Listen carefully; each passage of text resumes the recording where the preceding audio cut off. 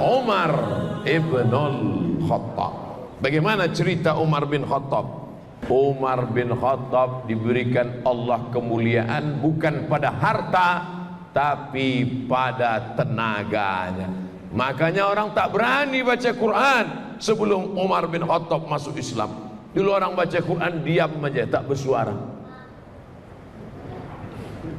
Nah, jadi sekarang kalau ada orang Batam baca Quran tak bersuara, itu masih sebelum Umar bin Khattab masuk Islam. Kenapa tak berani baca Quran kuat? Karena takut ditangkap Abu Jahal dan Abu Lahab. Takut dibuli, takut diejek, takut dicaci maki. Makanya Nabi berdoa, Allahumma a'izzal Islam bi Umarain. Ya Allah, kuatkan Islam ini dengan 2 Umar. Ada 2 Umar yang paling hebat di Makkah waktu itu.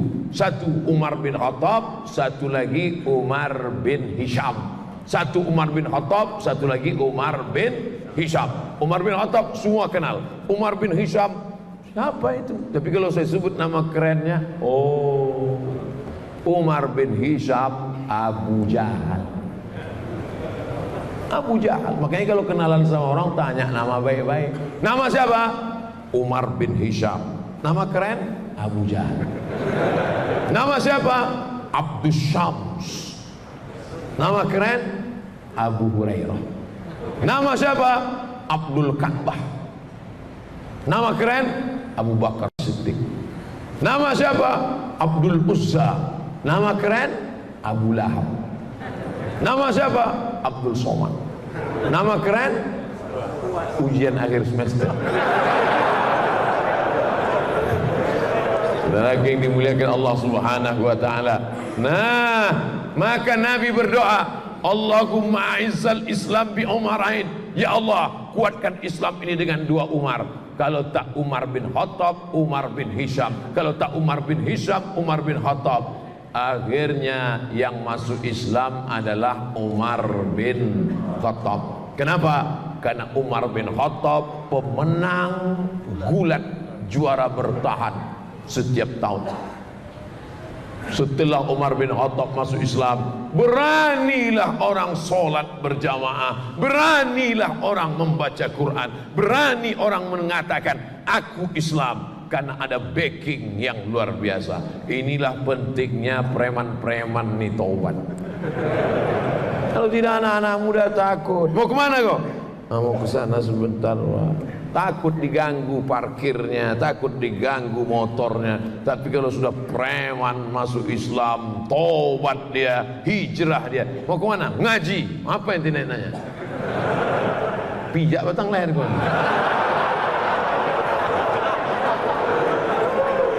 Oleh sebab itu bangga kita di Batam ini, preman-preman pun ngaji tobat insyaallah. Cuman sebelum premannya dia garang, setelah hijrahnya garang, sebelum hijrahnya galak, setelah hijrah juga mesti galak. Cuman bedanya dulu galaknya di pasar, sekarang galaknya mengajak orang amar ma'ruf nahi munkar. Takbir. Banyak juga preman-preman ini sebelum tobat galak, setelah pengajian Pak, itu ada orang ganggu kami, serahkan aja sama Allah. Kalau ada preman model ini, antuk kan kepalanya gitu ya. Ada guna kok hijrah, buat beban aja. Udah tobat, tengok itu Wahsy. Wahsy itu penjahat, pembunuh. Wahsy itu bukan main dosanya. Wahsy lah orang paling berdosa di dunia ini. Kenapa? Karena yang dibunuhnya paman kandung Nabi Muhammad sallallahu alaihi wasallam. Singa Allah dibunuhnya. Siapa itu? Hamzah bin Abdul Muttalib. Hazzaztu hirbati, kutusukkan tombak pendek ke tulang belakang Hamzah. Hazzaztu, lalu ku goncang-goncangkan sampai maaf cakap ujung tombak itu keluar dari selangkangan Hamzah. Lalu kemudian ku gunting telinga Hamzah, kami potong hidung Hamzah, kami tusuk pakai benang, kami jadikan liontin buah rantai. Datang pula perempuan bernama Hindun, disobeknya jubah Hamzah, dibelahnya dada Hamzah, diambilnya jantung Hamzah, dikunyahnya hidup-hidup. Bukan main peristiwa itu terjadi di depan Jabal Uhud, perang Uhud tahun ketiga Hijrah. Makanya kalau orang pergi umrah itu mestinya di Bukit Uhud itu dia sedih mengenang kematian Hamzah. Tapi adik-adik, bapak ibu, tengok nanti waktu umrah, cuma orang di Bukit Uhud sambil foto-foto. Teman-teman, kita sedang ini sekarang sedang berada. Apa ini? Tapi jadilah, daripada dia tak umrah sama sekali, daripada dia sakau, ya kan. Kita doakan mudah-mudahan dia berangkat umrah sekali lagi dengan ilmu, insyaallah. Nah, Umar bin Khattab berbeda dengan Abu Bakar. Abu Bakar dengan kelembutannya, Abu Bakar dengan karisma tuanya, Abu Bakar dengan kesantunannya, Abu Bakar dengan emasnya. Tapi Umar bin Khattab dengan lantangnya, Umar bin Khattab dengan suaranya. Makanya ketika Aisyah menengok ada seorang laki-laki yang letoy, loyo, bawanya mau mampus, lalu ditanya oleh Aisyah, "Man hadha? Who is this?" Siapa ini? Kata orang-orang yang ada di situ, "Huwa azhadun nas."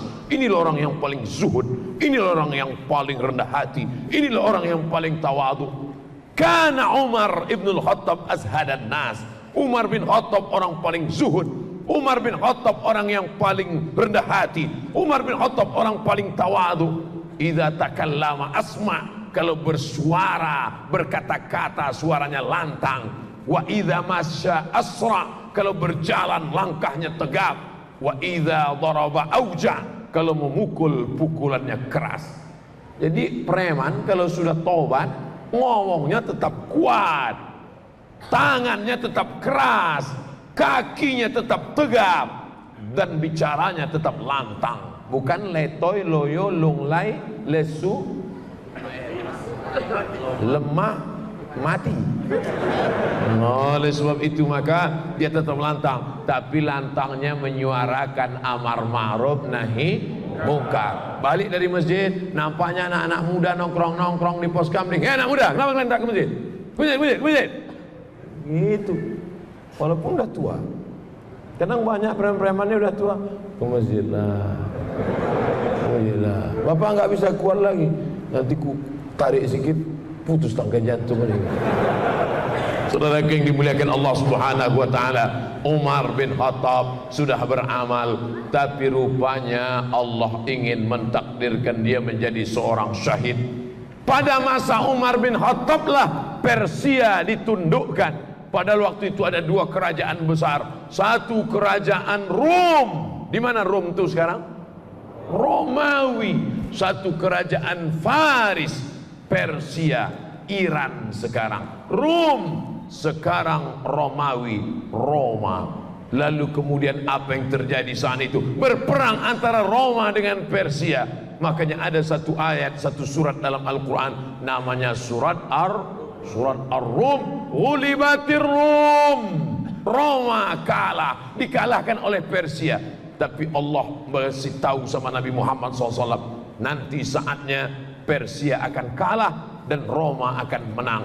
Dan saat itu sahabat-sahabat lebih memihak kepada Roma daripada Persia. Pada masa pemerintahan Umar bin Khattab, Persia diislamkan. Ada satu orang yang sakit hati dengan Umar, namanya Abu Lu'lu'ah. Siapa namanya? Pas mau sholat subuh, ditikamnya Umar bin Khattab, ditusukkannya Umar bin Khattab. Akhirnya keluarlah darah dari Umar bin Khattab. Umar bin Khattab minum susu, keluar susu itu dari tempat luka tikaman itu, ditahannya sampai akhirnya beliau mati menjadi seorang syahid. Ini pelajaran, orang selevel Umar bin Khattab pun mempan juga oleh pisau. Ini baru sholat 2 kali udah tak mempan pisau. Baru sholat 2 kali Subuh sama zuhur, sore itu asar, udah cucuk-cucuk tak mempan. Umar bin Khattab aja kena pisau luka, meninggal dunia. Oleh sebab itu apa yang terjadi sebenarnya? Umar bin Khattab kalau dia berjalan, Umar bin Khattab di suatu jalan, maka setan akan jalan di tempat yang lain. Takut setan melewati jalan Umar bin Khattab. Kita satu perjalanan sama setan. Oleh sebab itu jangan-jangan setan sudah masuk ke dalam badan. Makanya orang-orang yang dianggap seperti ini, apa kata ulama ahli tasawuf, idza ra'aitar rajul, kalau kau lihat ada orang yatiru fil hawa, terbang di atas awan, yamshi 'alal ma', jalan di atas air, la taltar, kalau ada kau nampak orang kebal, jangan tertipu. Kalau nampak ada orang terbang di awan, jangan tertipu. Kalau ada nampak orang jalan di atas air, jangan terpukau. Pandanglah pada istiqamah. Kenapa? Karena orang yang jalan di atas awan, terbang di atas awan, jalan di atas air, boleh jadi dipermainkan oleh setan, berkawan dengan setan. Sedangkan kita tiap hari, tiap malam berkata a'udzubillahi minasyaiton. Yang betul ni mana Pak Ustaz? Setan apa syaiton? Syaiton. Cuman orang kita payah bilang syaiton. Apa itu? Setan. Kata setan, aku bukan setan, jadi syaiton. Sama lah itu.